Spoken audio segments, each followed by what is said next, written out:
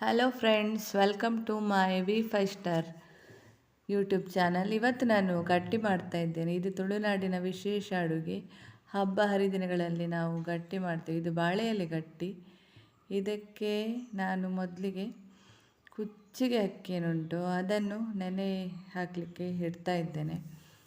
ಕುಚ್ಚಿಗೆ ಅಕ್ಕಿಯಲ್ಲಿ ಮಾಡಬೇಕು ನಾವು ಈ ಬಾಳೆ ಎಲೆ ಗಟ್ಟಿಯನ್ನು. ರಾತ್ರಿ ಇಡೀ ನೆನೆ ಹಾಕಿಟ್ಟಿದ್ದೇನೆ. ಈಗ ಬೆಳಿಗ್ಗೆ ಬರ್ತಾ ಇದ್ದೇನೆ. ಇದು ತುಂಬ ಟೈಮ್ ನೆನೆಬೇಕು, ಯಾಕಂತ ಹೇಳಿದರೆ ಅದು ಮೆದುವಾಗಿ ನಾವು ಅದನ್ನು ಗ್ರೈಂಡ್ ಮಾಡಬೇಕಾಗ್ತದೆ. ಹಾಗಾಗಿ ತುಂಬ ಟೈಮಲ್ಲಿ ನಾವು ನೆನೆ ಹಾಕಿ ಇಡಬೇಕಾಗ್ತದೆ. ನೋಡಿ, ಇದು ಈ ಥರ ಬಂದಿದೆ. ನೆನೆ ಹಾಕಿ ಆದಮೇಲೆ ರಾತ್ರಿ ಇಡೀ ನೆನೆ ಹಾಕಿ ಇಟ್ಟಿದ್ದೆ. ಇದರ ನೀರೆಲ್ಲ ನಾವು ಫಸ್ಟಿಗೆ ಬಸ್ತಿ ಇಟ್ಕೊಳ್ಬೇಕು. ನೋಡಿ, ಇಲ್ಲಿ ನಾನು ಬಸ್ತಿ ಇಟ್ಕೊಂಡಿದ್ದೇನೆ ನೀರನ್ನು. ಆಮೇಲೆ ಇದನ್ನು ನಾವು ಗ್ರೈಂಡರಿಗೆ ಹಾಕಬೇಕು. ಸಾಫ್ಟಾಗಿ ನಾವು ಗ್ರೈಂಡ್ ಮಾಡಬೇಕಾಗ್ತದೆ. ಮಿಕ್ಸಿಯಲ್ಲಿ ಕೂಡ ಹಾಕ್ಬೋದು. ಮಿಕ್ಸಿಯಲ್ಲಿ ನಾವು ಗಟ್ಟಿ ಕಡಿಲಿಕ್ಕೆ ಆಗೋದಿಲ್ಲ, ಯಾಕಂತ ಹೇಳಿದರೆ ಅದಕ್ಕೆ ನೀರು ತುಂಬ ತಗೊಳ್ತದೆ. ನೀರು ಹಾಕಿ ಕಡಿಬೋದು. ಆಮೇಲೆ ಬಟ್ಟೆಯಲ್ಲಿ ಕಟ್ಟಿ ಇಟ್ಟು ಮಿಕ್ಸಿಯಲ್ಲಿ ಕಡಿದ್ರೆ ಸ್ವಲ್ಪ ನೀರಾಗಿ ಕಡಿದು ಅದನ್ನು ನಮ್ಮ ಅಮ್ಮನವರೆಲ್ಲ ಮೊದಲೆಲ್ಲ ಬಟ್ಟೆಯಲ್ಲಿ ಕಟ್ಟಿಟ್ಟು ಅದರ ನೀರೆಲ್ಲ ಇಳಿಯುವ ಹಾಗೆ ಮಾಡಿ ಮೇಲೆ ತಡಿಸ್ತಿದ್ರು.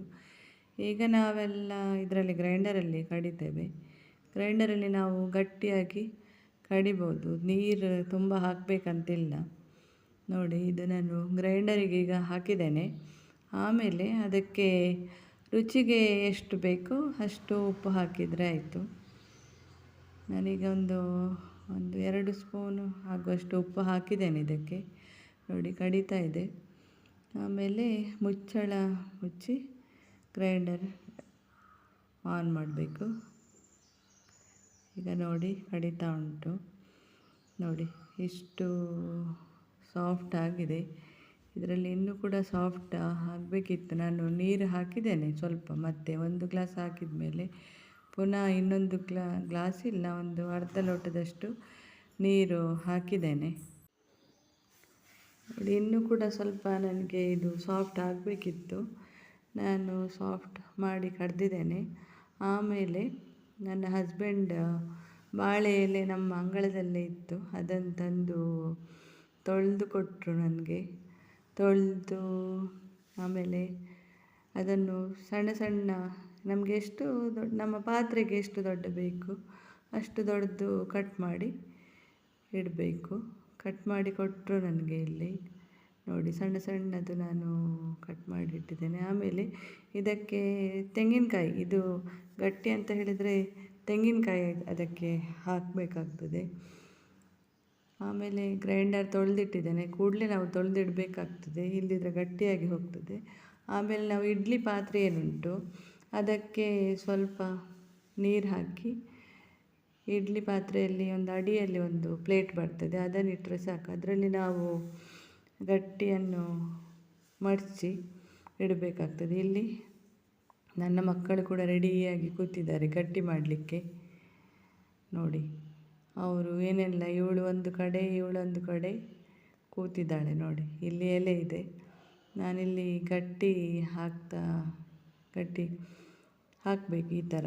ನೋಡಿ, ಈ ಥರ ಹಾಕಿ ಆಮೇಲೆ ಅದರ ಮೇಲೆ ಈ ಥರ ತೆಂಗಿನಕಾಯಿ ತುರಿ ಏನುಂಟು ಆ ಥರ ಹಾಕಿ ಈ ಥರ ಮಾಡಿಸ್ಬೇಕು. ಒಂದೊಂದು ಕಡೆ ಅಂದರೆ ಪ್ರಾದೇಶಿಕವಾಗಿ ಒಂದೊಂದು ಭಾಗದಲ್ಲಿ ಇದಕ್ಕೆ ಒಂದೊಂದು ರೀತಿಯಲ್ಲಿ ಕರೀತಾರೆ. ನಾವು ಇಲ್ಲಿ ಉಡುಪಿ ಸೈಡ್ ಇದಕ್ಕೆ ನಾವು ಗಟ್ಟಿ, ಬಾಳೆಯಲ್ಲಿ ಗಟ್ಟಿ, ಬಾರದಿರತ ಗಟ್ಟಿ ಅಂತ ಹೇಳ್ತೇವೆ ತುಳುವಲ್ಲಿ.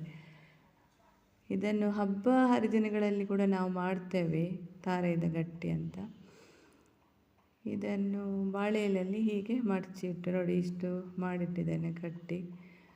ಅದನ್ನು ಗ್ಯಾಸ್ ಹಚ್ಚಿ ಈಗ ಇಡ್ಲಿ ಪಾತ್ರೆ ಏನುಂಟು ಅದರಲ್ಲಿ ಹೀಗೆ ಇಟ್ಟು ಬೇಯಿಸಬೇಕು. ಒಂದು 20 ನಿಮಿಷ ಬೆಂದಾದ ಮೇಲೆ ನಾನೀಗ ತೆಗಿತಾ ಇದ್ದೇನೆ.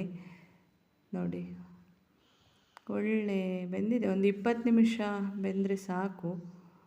20 ನಿಮಿಷದಲ್ಲಿ ಆಗ್ತದೆ, ಬೇಯ್ತದೆ. ನೋಡಿ ಈ ಥರ ಒಂದು ಸೈಡಲ್ಲಿ ಹಿಡಿಬೇಕು ನಾವು. ಒಂದು ಸೈಡಲ್ಲಿ ಹಿಡಿದು ಹೀಗೆ ಮೇಲೆ ಎತ್ತುವಾಗ ಅದು ಬಿಡ್ತದೆ, ಎಲೆಯಿಂದ ಬಿಡ್ತದೆ, ಬೆಂದಾಗಿರ್ತದೆ.